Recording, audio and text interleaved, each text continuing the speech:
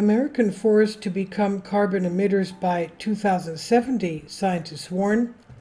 An alarming report from the U.S. Department of Agriculture predicts that by 2070 the nation's forests will release substantially more carbon than they store.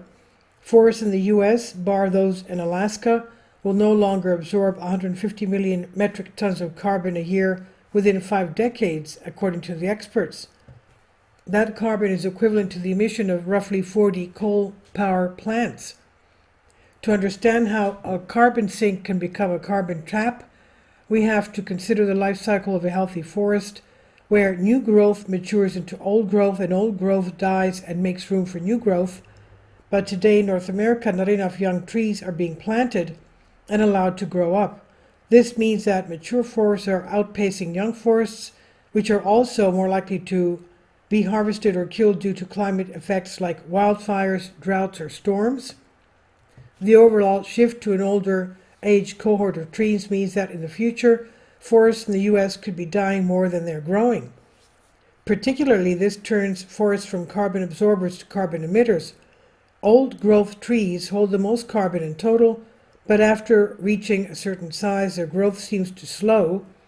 Young trees, on the other hand, rapidly take up carbon for growth, and this could mean that if there were fewer younger trees in the future, there will be less carbon absorbed by America's forests each year. Planting new forests could help solve the aging tree problem, but space is limited and hotly contested by industry interests.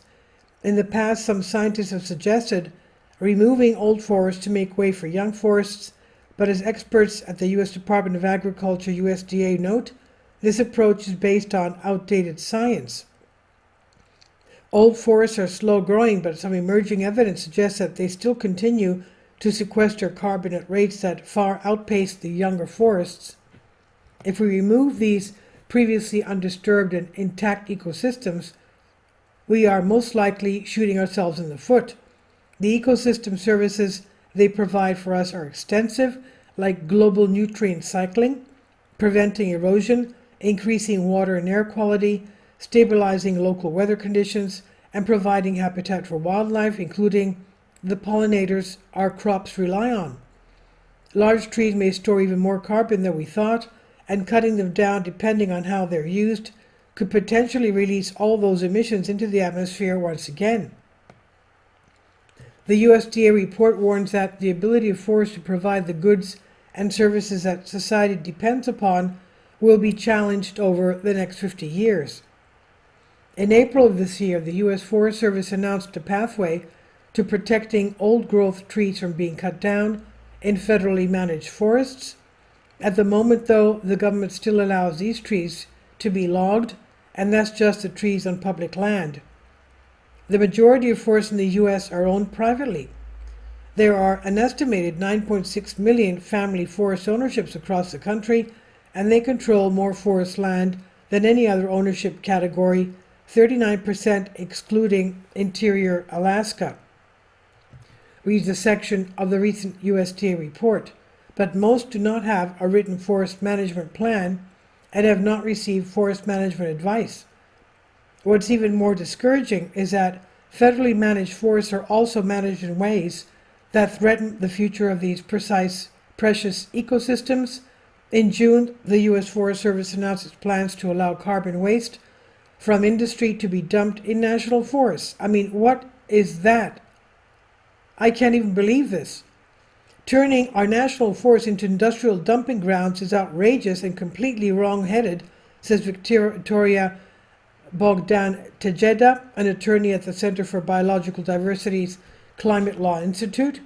There's no place in our national forests for carbon capture scams that only benefit polluting industries. The administration should scrap this rule and enact one that protects mature and old-growth trees and forests, of course, and I agree with her with that. If the U.S. wants to reach its current goal of net zero emissions by 2050, it must remove as much carbon from the atmosphere as it emits. Doing so without its carbon-absorbing forests will be extremely difficult, especially if they turn from a help to a hindrance. And the USDA report is available in the link here. And this is on Science Alert by Carla Casella, Please leave your comments, and thank you for your support. Finally, support my Patreon account. The daily posts are 5 videos daily, and they are totally different from what I have on my YouTube channel. Thank you so much for your support and that you find all my content so interesting. You'll find the Patreon account details in the description box below.